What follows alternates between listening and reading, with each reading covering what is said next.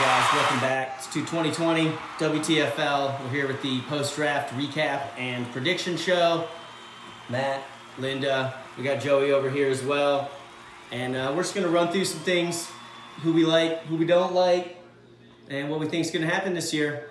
And first off, we're going to talk about some teams we thought had a good draft, maybe who we thought had the best draft. And Linda, what's your first team that you want to talk about? I do need to give a shout out to the Blowhards. I'm not usually loving their draft, but this year they really impressed me. They got Kyler Murray in there, who I really like. A.J. Brown, he's got Lockett. I think he's wide receivers, or he already obviously had some stud running backs with Saquon, but now he's really got the wide receivers locked up. And I would just say, most improved, Blowhards. Actually, I agree 100%. That's one of the ones I had, Blowhards. You got top-end talent with Barkley, Chubb, Devontae. You got nice depth at the receiver position. Really tight ends, the only place that concerns me a little bit. Jared Cook feels like he went name value on that pick as opposed to taking the best player on the board. But other than that, yeah, as long as he plays the waiver wire white, that's going to be a team. It's going to be tough to beat. Need to continue the virtual draft. Is working out for him. Agreed. Team that you thought had a great draft coming in. Actually, I really like the way the Nuggets came out of this draft. You got good starting players with Cook, Sanders, Ridley, Juju. That's a solid foursome. You got good depth for the future with Dobbins, Madison, Hollywood. To be honest, I don't really see a weakness on that team. You got Allen as your young QB with Ben as the veteran, and you got two tight ends. If one of those guys hits, that team's going to be really tough to beat because you got strength top to bottom. Just got to practice that patience and see it through. Kudos back to you because I picked the Honey Badgers as a great draft. I love the pick of Shark. Big DJ Shark fan this year. I think that's going to solidify your wide receiver core. And I like how you picked up some teams set for the future, or some players set for the future, like Davian Harris, Lazard, and Antonio Gibson.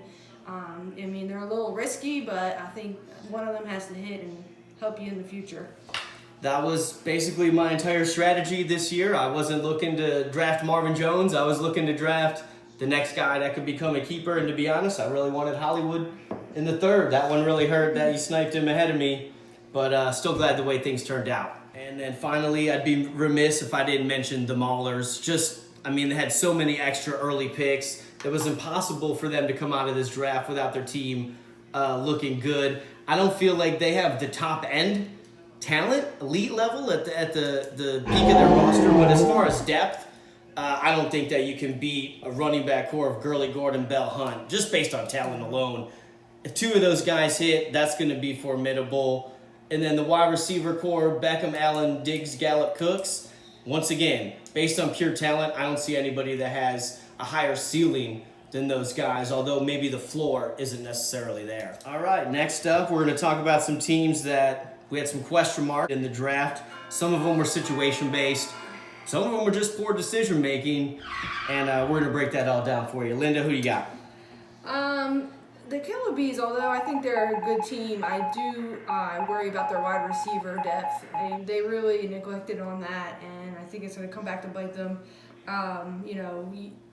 Typically I don't suggest going so high on a quarterback and a tight end when you don't have your wide receivers covered, especially in a year like this year with COVID. I agree 100%. I feel like there's a lot of uncertainty on that team's roster. The running backs I absolutely love, but everything else is a question mark to me. I feel like they doubled up at positions they didn't need to double up at, and they could have took depth, some positions where they were maybe lacking. So I would say, considering the draft position they were in, I'm a little disappointed in the way they came out of this. All right, next we're going to run through who we like in each division, who we think is going to win it. And at the very end, we'll give a couple of picks for who we think is going to bring home the Jake this year. So let's start out with the IPA. Growlers, Sky Patrol, Extremists. Linda, who you got? I have Sky Patrol, as usual. They went all in. They got Kamara. I think they're a little weak at wide receiver. I'm not a big Hilton But I think Marvin Jones could get the job done, and he does have Kittle, and I just see him as the Sky Patrol is doing it. I'm actually going to go with the Growlers here. I like their top-end talent at QB. I like some of the flyers they took on their bench, and some of those guys pay off. I think he's going to give the Sky Patrol a run for his money this year in the IPA. Extremist, yeah, sorry, no shot. Next up is the Lager, Blowhards, Killer Bees, Big Nasties. What you thinking? I got Blowhards. Last year they had the starters, but not the bench. This year they have the full deal.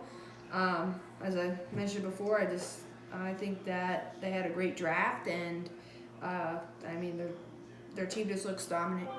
I agree. No questions. The Blowhards as of today on paper. We all know how much I loved the Big Nasties draft last year. I just don't feel they caught that same lightning in a bottle that they did. There's not that same potential ceiling. And the Killer Bees, I hate to say it, I feel like their new general manager may have cost them more than they helped them in this particular draft. And that's a misfire on the secret weapon. Next up, we have the Stout, Nuggets, Kozars, Hunters. I know this is probably a little tough for you. You don't want to pick yourself, but I'm going to pick the Nugs in this division. I just feel like the Kozars are a little top-heavy. I don't love their depth. And, well, once again, the Hunters, middle-of-the-pack team. Every year, you didn't do anything bad enough to take you down to the depths, but I don't feel like you had enough ceiling there to really propel you to the top. So, yeah, I like the Nuggets. They have the best combination of starters and depth in that division. I'm lower on the Hunters, and I'm with the Kozars with Henry Jacobs, Kelsey, and Metcalf. I really like those four guys. I would say the Kozars, but let's hope for the Nuggets. And finally wrapping it up, the Porter. We got Gangsters, Honey Badgers, Maulers, and Skanksters until proven otherwise. You got the number one QB, the number one running back, and a top 3, top 5 wide receiver. Until something disastrous happens on that team, they're the team to beat as far as I'm concerned. I mean, they even have Waller. I think he's going to be a good tight end, and I agree with the Gangsters. All right, and finally, we're going to just give a quick pick who we think's going to bring home the trophy this year to Jake. So, Linda, who you got?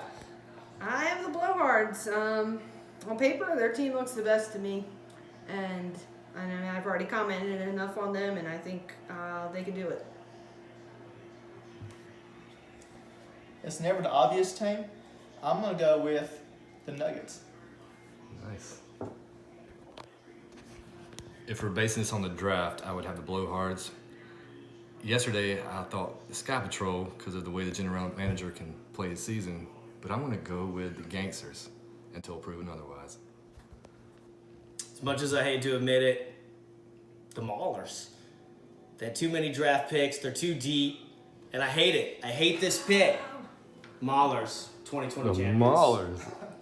That was unexpected. That was a surprise pick. Nice. All right, so that's gonna end this. Hope you guys enjoyed what we had to say. If you agree, thank you. If you disagree, well, you can file that complaint in the round file cabinet. Linda, you got anything else to say? That's all I got for you. Mayor? Good luck, and hopefully another team besides the Maulers wins it all. I just hope every team stays healthy. We have a good season, and good luck to everyone. Later, y'all.